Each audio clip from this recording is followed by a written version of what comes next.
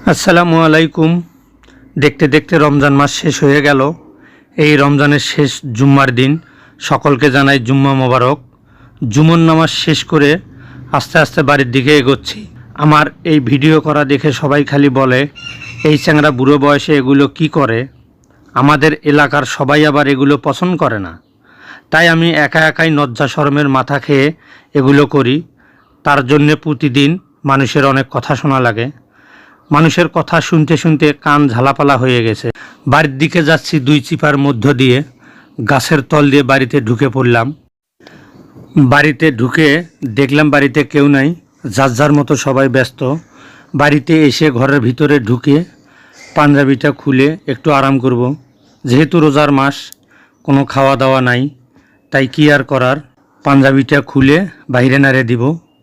তো যাই হোক, সকলকে অগ্রিম ঈদের শুভেচ্ছা জানিয়ে আজকের মতো আপনাদের কাছ থেকে বিদায় নিচ্ছি। আল্লাহ হাফেজ। আগামী ভিডিও পর্যন্ত আপনারা ভালো থাকবেন, সুস্থ থাকবেন, এই বলে বিদায় নিচ্ছি।